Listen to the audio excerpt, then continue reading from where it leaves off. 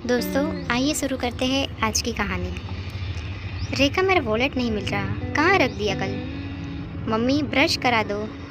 बहू, मेरी चाय कहाँ रह गई? 15 मिनट से इंतज़ार कर रही हूँ। उधर कुकर की सीटी बजे जा रही है। वॉलेट खोज कर पति को दी, जो कि बेड की साइड टेबल पर सामने ही पड़ा था। सास को चाय पकड़ाकर, छुटकी को ब्रश कराकर, नहलाकर स्कूल के लिए रेडी किया। पति और बेटी को नाश्ता करा, दोनों को टिफ़िन देकर दोनों को रवाना किया। अभी जरा सी सांस ही ली थी कि याद आया कि दूध का पतीला गैस पर चढ़ा कर आई थी। भागी भागी जब तक रसोई में पहुंची, दूध पतीले से उफन कर नीचे आ गया था। गैस बंद कर सब साफ करने में जुट गई।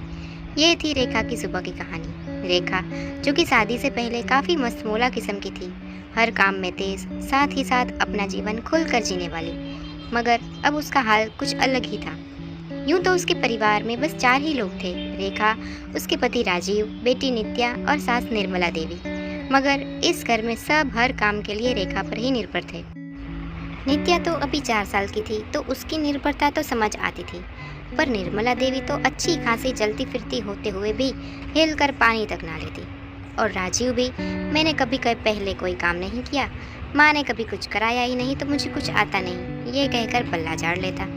रेखा कभी कभी कूद कर रह जाती। दिन बीते जा रहे थे और किसी की आदतों में कोई सुधार नहीं हो रहा था। उल्टा सारा दिन सबकी तीमारदारी में लगे लगे रेखा खुद की सेहत का बिल्कुल ध्यान नहीं रख पाती थी।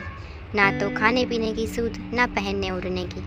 उसे देखकर लगता ही नहीं था कि वो अभी मात्र 30 वर्ष की है। चेहरे पर हमेशा थकान, आंखों के नीचे कालापन, बदरंग से पुराने कपड़े, समय पर ना नाश्ता ना खाना, और चलते फिरते कुछ भी ऊटपटांग खाकर पेट भर लेने से और हमेशा तनाव में रहने से उसका वजन भी बढ़ गया था, जिससे शरीर बेडोल हो गया था। पिछले कुछ महीनों से तो उसके पैरों और जोड़ों में दर्द रहने लगा था, पर लापरवाह रेखा उसको नज़रअंदाज करती रही। एक दिन सुबह अलार्म बजने पर वो बिस्तर से उठी तो उसके पैरों में इतने जोर का दर्द हुआ कि वो खड़ी नहीं हो पाई और दम से बिस्तर पर ही गिर गई। राजीव ने स्प्रे लाकर दिया, उसको लगाकर पैरों में गर्म पट्टी बांधी और किचन में जुट गई। बाकी काम छोड़ भी देती, पर बेटी का नाश्ता और टिफिन तो बनाना ही था। बच्ची स्कूल चली गई और राजीव ऑफिस। उसके बाद रेखा चुपचाप आकर सोफे पर बैठ गई। चाय पीने का मन था, पर खड़े होकर चाय बनाने की हिम्मत नहीं थी। शुक्र है कि माँ जी अपनी बहन के घर गई हुई है, वरना उनके काम कौन करता, रेखा ने सोचा। फिर अचानक से उसे रोना आ गया, ये सोचकर कि वो सबका ध्यान रखती है, लेकिन आज उसको तकलीफ हुई तो उसका ध्यान रखने वाला कोई नहीं है। खुद ही रोकर खुद ही आंसू पोंछे और किसी तरह धीरे धीरे खाना बनाया। घर के काम जितने ज़रूरी थे उतने किए, कुछ काम वाली से करवाए और कुछ टाल गई। अगले दिन शनिवार था, सबकी छुट्टी थी। रेखा को राजीव डॉक्टर के पास ले गया। डॉक्टर ने कुछ ब्लड टेस्ट करने को कहा। रिपोर्ट आई तो डॉक्टर ने बताया कि विटामिन की कमी के चलते ये सब हुआ है। डॉक्टर ने रेखा को डांट भी लगाई कि 30 की उम्र में ऐसी लापरवाही ठीक नहीं, उसे अपने खाने पीने का ध्यान रखना चाहिए। डॉक्टर ने कुछ मल्टीविटामिन टैबलेट्स लेकर दी, साथ ही पोषक आहार लेने को और व्यायाम करने को भी कहा। रेखा कुछ हद तक समझ गई थी कि वो अगर अपना ख्याल नहीं रखेगी तो कोई और नहीं रखेगा। उसने मन ही मन कुछ तय किया। हफ्ते भर में दवाइयों के असर से रेखा को आराम मिल गया। तब तक माँ जी भी लौट आई। अगले शनिवार रेखा ने सुबह उठकर रोज के काम निपटाए, सबके लिए सैंडविच बनाकर कैसरोल में रख दिया और योगा करने बाहर लॉन में आ गई। राजीव और माँ जी भी तब तक उठ चुके थे। रेखा को किचन में ना देखकर दोनों बाहर आ गए। रेखा को योगा करते हुए देख राजीव बोला, तुम यहाँ हो, हम तुम्हें अंदर ढूंढ रहे थे, जरा चाय नाश्ता लगा दो।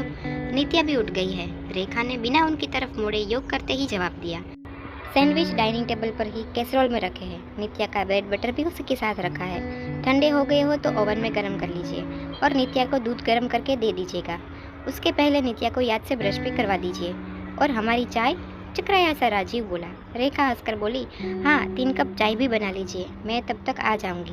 माँ जी है ना, वो आपको बताती जाएंगी, बहुत आसान है, इसी बहाने आपको चाय बनाना भी आ जाएगा। दोनों माँ बेटे रेखा का बदला रूप देकर हतप्रभ थे। नाश्ते के बाद रेखा ने मटर भरी टोकरी माँ जी के हवाले की और बोली, माँ, मैं लंच बना रही हूँ, जब तक मैं नित्या को नहला दूँ आप बैठे बैठे ये मटर छील दीजिए। राजीव को मटर पनीर खाने का मन है। लगे हाथ उसने राजीव को कपड़ों से भरी बाल्टी पकड़ा दी और बोली, स्वादिष्ट मटर पनीर खाना है तो आप ये कपड़े छत पर डाल आइए और फिर प्रेस के कपड़े धोबी को दे आइए। अब तो राजीव और निर्मला देवी का सिर चकरा गया। रेखा, जिसने कभी घर के कामों में उनसे कोई मदद नहीं मांगी, सबको काम पकड़ा रही थी। राजीव झुंझलाकर बोला, ये सब काम तो तुम करती हो। करती थी, रेखा बोली। आज से ये छोटे मोटे काम आप लोग करेंगे, ताकि मुझे भी अपने लिए थोड़ा समय मिले।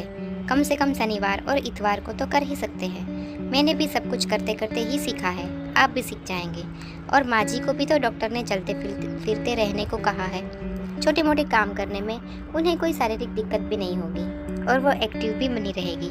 रेखा आगे बोली, जब घर सबका है, बच्चा आपका भी है, तो घर के काम अकेले मेरी जिम्मेदारी क्यों? औरत हूँ, जीन थोड़ी ना हूँ जो अकेली सबकी हुक्म पूरी करती रहूँ। मुझे भी आराम चाहिए। और हाँ, अब से हर शाम 6 से 7 बजे मेरी डांस क्लास रहेगी। आपको तो पता ही है मुझे डांस कितना पसंद है। राजीव और निर्मला देवी चुपचाप एक दूसरे को देखते रहे, बोलते भी क्या। रेखा कुछ गलत तो कह नहीं रही थी। मित्रों, अक्सर घर में हम औरतें खुद पर काम का इतना बोझ ले लेती है कि खुद का ध्यान रखना ही भूल जाती है। थोड़ा समय खुद को देना और घर के कामों में बाकी घर वालों की मदद लेना, बच्चों से उनके छोटे मोटे काम खुद करना सिखाना कोई गलत बात नहीं है, बल्कि सबको मिलजुल कर काम करना चाहिए, जिससे एक व्यक्ति पर बोझ ना आए। तो बस इतनी सी थी ये कहानी। आपको ये कहानी कैसी लगी ये कमेंट्स में ज़रूर बताना। वीडियो को लाइक करना, शेयर करना और चैनल को भी सब्सक्राइब कर लेना।